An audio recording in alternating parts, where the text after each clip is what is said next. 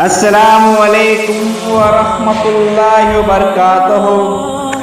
नाज़रीन इकराम, Islamic TV इस channel को अभी तक जिन्होंने सब्सक्राइब नहीं किया है, बराए मेहरबानी इस चैनल को सब्सक्राइब ज़रूर करें और हर दिन की अपडेट के लिए इसके साथ ही एक बेल, एक घंटी का निशान आएगा, उसे आप ज़रूर प्रेस करें और उसे दबाकर आप हमारे साथ ताउन फरमाएं। अल्लाह के दीन की दावत और लोगों तक पहुंचाने के लिए इस वीडियो को जरूर लाइक, शेयर, कमेंट और सब्सक्राइब करें। आपके इस चैनल को और बेहतर बनाने के लिए आपका साथ जरूरी है। और मजीद वीडियोस को देखने के लिए आप हमारे YouTube चैनल को सब्सक्राइब करें। फजज़ाकुमुल्लाहु खैरन। भी अजमाइन। दोस्तों, बहुत ही अहम बात बताना है आपको, क्योंकि हमारी ज़िंदगी में एक मुसलमान कलमा पढ़ने के बाद, तौहीद के बाद में सबसे अहम चीज़ क्या है? नमाज। नमाज के लिए आपको पता है कि कई इबादतों का नाम नमाज है। उनमें से पहली तहारत। तहारत हर मुसलमान के लिए जानना, सीखना और समझना और उसके मुताबिक तहारत हासिल करना ज़रूरी है, ताकि आपकी नमाज दुरुस्त हो। अगर तहारत दुरुस्त नहीं है तो नमाज भी दुरुस्त नहीं होगी। तो इसलिए आपको कई हफ़्तों से तहारत के बारे में बहुत सारी बातें, आपको वज़ू के ताल्लुक़ से पूरा तफसीली बयान हुआ, और इसी तरह से आपके सामने पिछले हफ्ते मैंने गुस्ल की अहमियत पर बातें आपको बताई थी। आज आपके सामने गुस्ल कैसे करना है वो बताता हूँ। गुस्ल मर्द हो औरत सबके लिए एक ही कानून है इस्लाम का। मर्दों के लिए, औरतों के लिए अलग अलग इबादतें, अलग अलग कानून नहीं है, सिवाय इसके कि औरत के लिए जो मखसूस औरत के अहकाम हैं, पर्दा है, उसके तहारत के बाज़ अहकाम हैं औरत के लिए जो ख़ास हैं। बाकी मर्द और औरत के लिए इबादतों में बराबर का कानून है। तो आइए मैं आज आपके सामने जो बात बताऊंगा वो ये है कि हमें तहारत हासिल करना है। तहारत हासिल करने के लिए सबसे पहले क्या शर्तें हैं? पहली शर्त ये है कि आदमी मुसलमान होना चाहिए। यानी कोई आदमी बोलता है जी मैं भी इस्लाम का गुस्ल करना चाहता हूँ, तो भाई आप कोई फ़ायदा नहीं है। काफिर को इस्लाम की तरह गुस्ल करने का हुक्म नहीं दिया जाएगा। मुसलमान होना शर्त है। दूसरी शर्त क्या है? मुसलमान होने के साथ में इसकी 8 शर्तें हैं। पहली शर्त गुस्ल करने के लिए मुसलमान होना, फिर उसके बाद गुस्ल करने की नीयत करना है। मुसलमान है मगर नीयत करना शर्त है। हर अमल में नीयत शर्त है। नमाज के लिए हो, गुस्ल के लिए हो, वज़ू के लिए हो, हर चीज़ के लिए। लेकिन जो लोग नमाज में ज़ुबान से नीयत करते हैं वो गलत है, क्योंकि नीयत हर अमल के लिए लाजिमी शर्त है। लेकिन लोग नमाज के लिए क्यों ज़ुबान से नीयत करना बना लिया है? यह हमारे यहाँ गलत लोगों को ऐसे ही सिखा दिया है, लोग ऐसे ही चल पड़े हैं। तो इसलिए आप याद रखिए, नमाज के लिए भी ज़ुबान से नीयत नहीं करनी है, बल्कि दिल से नीयत करना है। जैसे गुस्ल के लिए हमको तहारत हासिल करने के लिए, गुस्ल करने के लिए हमाम में जाते हैं, गुस्ल करते हैं, तो नीयत हमारी गुस्ल की है, तहारत की है, तो वही नीयत होती है जी। तीसरी चीज़ है अक्लमंद। अक्लमंद आदमी को हुक्म है कि भाई गुस्ल करे। अगर मजनून है, पागल है, तो उसको हुक्म नहीं दिया जाएगा। और चौथी शर्त है तमीज़। तमीज़ के माने आदमी को फ़र्क होना चाहिए, अच्छे बुरे की तमीज़ होनी चाहिए। बाद आदमी नीम पागल होता है, उसको तमीज़ करने की अकल नहीं होती है, या कि छोटा बच्चा है जिसको तमीज़ नहीं होती है, तो उसको भी वो हुक्म नहीं दिया जाएगा। और उसके बाद छठवीं शर्त, 5वीं शर्त ये है, पानी पाक होना चाहिए, नापाक पानी से गुस्ल नहीं होगा। और छठी शर्त ये है कि पानी मुबाह, यानी पानी हलाल हो, पाक हो। पाक होने के साथ साथ में हलाल भी होना। मतलब ये कि चोरी किया हुआ पानी, गसब किया हुआ पानी किसी से छीन कर, चोरी करके गुस्ल करेगा तो गुस्ल नहीं होगा उसका। क्यों? इबादत के लिए पाकीज़ा इबादत है, तो पाकीज़ा चीज़ें उसके अंदर शर्त है। इसी तरह से 7वीं शर्त ये है, जिस्म में उस चीज़ को अलग करना ज़रूरी है जहाँ जिस्म को पानी पहुँचे। मिसाल के तौर पर औरतें नाखूनों को पॉलिश लगाती हैं, तो पॉलिश रख कर गुस्ल करेगी तो गुस्ल नहीं होगा। मर्द जो पैंट का काम करते हैं, वो ऐसा पैंट लगा हुआ है जो जिल्द को पानी नहीं छूता है, तो उसका भी गुस्ल नहीं होगा। शर्त यह है गुस्ल में कि जिल्द के हर हिस्से को पानी का छूना ज़रूरी है गुस्ल में। इसलिए जिस्म में कोई ऐसी जगह है जहाँ पानी नहीं लगता, इल्ला ये कि मजबूरी है, जैसे किसी को ज़ख़म लगा हुआ है, पट्टी बांधी हुई है, तो उस पर वो पानी नहीं डाल सकता, तो उसके ऊपर मसा करेगा। جی. اور آخری شرط 8ویں یہ ہے کہ ایک آدمی جیسے عورت ہے اس کو مسلسل حیض آ رہا ہے, ابھی حیض ختم نہیں ہوا ہے, اس سے پہلے ہی اس نے غسل کر لیا, یہ سمجھ کے بھی ختم ہو گیا, پھر اس کے بعد حیض آیا تو اس کا غسل اعتبار نہیں ہوگا. شرط یہ ہے کہ پوری طرح سے پاک ہونا. عورت ہے, نفاس ہے.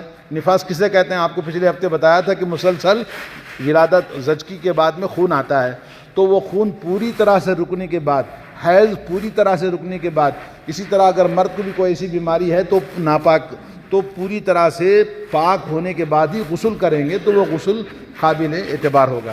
اب آئیے غسل کیسے کرنا چاہیے. یہ تو غسل کی شرطیں تھیں جو میں نے آپ کے سامنے ذکر کی ہیں. سب سے پہلے جیسا کہ میں نے آپ کو بتائی, شرطیں بتائی, اور اس کے بعد پہلی غسل کرنے کی شرط یہ ہے کہ ہمیں, جیسے میں نے کہا, نیت کرنا. اسی کو تفصیل سے بتا رہا ہوں کہ ہر آدمی جب غسل کرنا ہے تو نیت کرنا ہے. نیت کیا کرنا ہے؟ دل میں ارادہ کرنا ہے کہ آپ پاکی حاصل کرنا چاہ رہے ہیں, جنابت ہے, ناپاک ہے, تو آپ کے دل میں نیت ہونی چاہیے, زبان سے نہیں پڑھنا ہے, صرف دل میں نیت کرنا ہے کہ مجھے غسل کر کے طہارت حاصل کرنا ہے. جیسا کہ حدیث کے اندر حضرت عمر بن خطاب رضی اللہ تعالیٰ عنہ کی حدیث ہے, انما الاعمال بالنیات, عمل کا دار و مدار نیتوں پر ہے. تو پہلی شرط ہے. دوسری نمبر کی یہ ہے کہ آدمی بسم اللہ پڑھے. حمام میں غسل کرتے ہیں تو حمام میں داخل ہوتے وقت میں بسم اللہ, اللہم انی اعوذ بک من الخبث والخبائث, یہ دعا پڑھ کے اندر حمام میں جائیں گے. تو بسم اللہ آپ نے جو باہر پڑھ لیا وہی آپ کے لیے کافی ہے. حمام میں اندر جا کر بسم اللہ نہیں پڑھنا ہے, الا ہے کہ آپ ایسی پاکیزہ جگہ پہ غسل کر رہے ہیں تو وہاں بسم اللہ کہہ کے آپ پانی ڈال سکتے ہیں. نمبر 2. نمبر 3 یہ ہے کہ آدمی غسل دونوں ہاتھوں کو پہلے 3 بار دھونا ہے. کیوں؟ آدمی رات میں سوتا ہے, ہاتھ کہاں کہاں جاتا ہے نہیں پتہ ہے, اس لیے اللہ کے نبی نے کہا غسل کرنے سے پہلے دونوں ہاتھوں کو اچھی طرح سے دھو لو. پھر اس کے بعد آپ ہاتھوں کو اگر گندگی لگی ہے, منی وغیرہ لگی ہے, تو زمین پر رگڑ کر دھونا یا صابن سے آپ دھو سکتے ہیں. نمبر 4. نمبر 5 یہ ہے کہ آپ دونوں ہاتھوں کو, جسم پہ منی لگی ہے, جسم میں جیسے رانوں وغیرہ, چڈے وغیرہ میں کوئی گندگی لگی ہے تو اس کو صاف کرنا ہے, پہلے دھونا ہے. پھر اس کے بعد دونوں ہاتھوں کو دھوئیں گے. پھر اس کے بعد 6 نمبر کی بات یہ ہے کہ پوری طرح سے وضو بنائیں گے, یعنی پہلے جسم سے پاک صاف آپ نے کر لیا, اس کے بعد وضو بنائیں گے جیسے نماز کے لیے وضو بناتے ہیں. اور نماز کے لیے وضو بناتے ہیں جب ویسے ہی وضو بنانا چاہیے. یہ حضرت عائشہ اور حضرت میمونہ رضی اللہ تعالی عنہما ام المؤمنین جو اللہ کے نبی کی بیویاں ہیں, آپ کیسے غسل کرتے تھے انہوں نے طریقہ بیان کیا. حدیث کے اندر صحیح بخاری, صحیح مسلم کے اندر حدیث کے اندر موجود ہے. تو آدمی طہارت اچھی طرح سے پاک صاف کرنے کے بعد پھر وضو بنائے. وضو بنانے کے بعد میں پھر 3 مرتبہ جسم کے اوپر سے پانی بہائے. جی. نمبر 7, پوری طرح جسم سے کیا کرنا ہے؟ 3 مرتبہ پانی بہانا ہے. کیوں بہانا ہے؟ اس لیے کہ پورے جسم تر کرنے کے لیے جی پانی بہانا ہے. اور نمبر 8 اس بات کا خیال رکھنا ہے کہ رائٹ سائڈ سے پہلے شروع کریں گے. جیسے پانی اٹھا کے آپ نے ڈالا تو کدھر ڈالنا ہے؟ پہلے رائٹ سائڈ پہ, پھر اس کے بعد بائیں جانب, پہلے دائیں جانب پھر بائیں جانب. کیونکہ اللہ کے نبی صلی اللہ علیہ وسلم کان یحب التیامن, آپ ہر چیز دائیں جانب سے کرنے کو شروع کرتے تھے. اپنے جوتا پہننے میں, اپنی کنگھی کرنے میں اور طہارت حاصل کرنے میں, ہر چیز میں رسول اللہ صلی اللہ علیہ وسلم دائیں جانب سے شروع کرنے کو پسند فرماتے تھے. اور ہر چیز دائیں جانب سے شروع کرنے کے اعتبار سے آپ غسل کے اندر بھی جو بھی چیز آپ دھوئیں گے, پہلے پانی ڈالیں گے تو پہلے رائٹ سائڈ پہ, پھر اس کے بعد بائیں جانب. آج کل ہمارے پاس شاور, ہر جگہ شاور بعض جگہوں پر لگا ہوا ہے, تو شاور میں آپ دھوتے ہیں تو اس بات کا خیال رکھیں کہ پہلے آپ رائٹ سائڈ کو بھگائیں, پھر اس کے بعد لیفٹ سائڈ کو بھگائیں. اس طرح سے آپ غسل کریں گے. اور اس کے بعد آخری باتیں ہے کہ آپ جب وضو بنا لیا, جسم دھو لیا, وہی وضو جو آپ نے پہلے کیا تھا, پیر آخر میں باہر نکلنے سے پہلے, حمام میں نکلنے سے پہلے آپ دھو لیں. یا یہ کہ آپ نے جوتے پہنے ہوئے ہیں, چپل پہنے, تو آپ کا یہ چپل آپ کو گندگی لگنے سے حمام میں بچاتے ہیں, اس لیے آپ کا وضو رہے گا. اگر ننگے پیر ہیں، جیسے قریہ دیہات کے اندر لوگ کیا کرتے ہیں، ایسے ہی ننگے پیر سے حمام میں چلے جاتے ہیں، تو وہاں اللہ کے نبی صلی اللہ علیہ وسلم کیا کرتے تھے، غسل کرنے کے بعد وہاں سے ہٹ کر باہر آتے، پھر پیروں کو دھوتے تھے۔ جیسے مٹی کا مکان ہے، مٹی اللہ کے نبی صلی اللہ علیہ وسلم کے زمانے میں آج کی طرح فلاش یا ایک پالش کے پتھر یا اس طرح کی چیز نہیں تھی، تو نبی علیہ الصلوۃ والسلام وہاں سے ہٹ کے باہر آتے، پھر اس کے بعد پیروں کو دھوتے تھے۔ تو اگر ہم نے پہلے وضو بنا لیا، پیر دھو لیا، پورے جسم سے غسل کر لیا، تو پھر آپ کا وضو باقی ہے۔ شرط یہ ہے، آپ کا وضو اگرچہ کہ آپ ننگے تھے، آپ نے پورا پانی ڈالا، آپ کا وضو رہے گا۔ ننگے ہونے سے وضو نہیں ٹوٹتا، اس سے کیا معلوم ہوا، ننگا ہونے سے وضو نہیں ٹوٹتا ہے، لیکن ایک شرط ہے۔ اللہ کے نبی صلی اللہ علیہ وسلم سے آپ کو پہلے میں نے بتایا کہ وضو کو توڑنے والی جو چیزیں ہیں ان میں سے ایک چیز کیا ہے، شرمگاہ کو براہ راست چھونا۔ ہم نے دوران غسل، جیسا کہ آج کل ہم اس زمانے میں جو غسل کرتے تھے لوگ، اس کا طریقہ الگ تھا، آج ہمارے زندگی کا اسٹائل الگ ہے، تو ہم کیا کرتے ہیں، صابن لگاتے ہیں آگے پیچھے، شرمگاہ کو چھوتے ہیں، تو پھر آپ کو دوبارہ وضو بنانا پڑے گا، پھر دوبارہ آپ کو وضو بنانا پڑے گا، تاکہ آپ کا وضو جو شرمگاہ کو آپ نے براہ راست ہاتھ لگایا اس کی وجہ سے وضو ٹوٹ گیا، دوبارہ آپ کو وضو بنانا ہے۔ اگر آپ نے شرمگاہ کو ہاتھ نہیں لگایا، کیسے؟ مثال کے طور پر آپ نے وضو بنانے سے پہلے، جیسے میں نے کہا گندگی کو صاف کرنا ہے، تو گندگی کو صاف کرتے وقت میں صابن سے سامنے کی شرمگاہ، پیچھے کی شرمگاہ اچھی طرح سے آپ نے صابن سے دھو لیا، اس کے بعد پورے جسم پر صابن لگا کے آپ نے دھو لیا اور پانی شاور سے چھوڑا، تو آپ نے شرمگاہ کو ہاتھ نہیں لگایا، تو آپ کا وضو باقی رہے گا۔ نبی کریم صلی اللہ علیہ وسلم غسل کرتے وقت میں اس بات کا خیال کرتے تھے کہ آپ بغلوں کو اچھی طرح سے رگڑ کے دھوتے تھے، چڈوں میں، رانوں کے بیچ میں، اور جہاں جوڑ ہیں جسم کے ان کو اچھی طرح سے رگڑ کے دھوتے تھے، کیونکہ پتہ ہے آپ کو کہ وہاں پسینہ جمع ہوتا ہے، بدبو آتی ہے، تو انسان وہاں پر جراثیم پیدا ہوتے ہیں، تو نبی کریم صلی اللہ علیہ وسلم ان مقامات کو اچھی طرح سے رگڑ کر صابن سے دھوتے تھے۔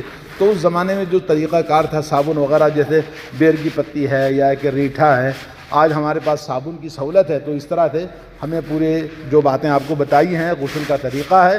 اللہ تعالیٰ سے دعا ہے کہ اللہ تعالیٰ ہم سب کو سنت نبی کے مطابق طہارت حاصل کی توفیق عطا فرمائے، اور طہارت کا حکم کتابوں کے اندر تفصیل کے ساتھ آیا ہے۔ حضرت عائشہ رضی اللہ تعالیٰ عنہ ام المومنین اور حضرت میمونہ رضی اللہ تعالیٰ عنہما، یہ دونوں امہات المؤمنین کی احادیث میں انہوں نے نبی کے ساتھ کیسے غسل کیا۔ اور ایک چیز بتاؤں آپ کو، حمام میں ننگے غسل کرنے میں کوئی فرق نہیں ہے، کر سکتا آدمی، تو ننگا ہونے میں کوئی بری بات نہیں۔ جیسے پیشاب پاخانے کے لیے ہم کیا کرتے ہیں، کپڑا تو اتارنا پڑتا ہے، البتہ یہ کہ ننگا ایسا کہ دوسروں کے سامنے اپنی ننگے پن کو ظاہر نہ کرے۔ ایک ہی حمام میں میاں بیوی ایک ساتھ غسل کر سکتے ہیں۔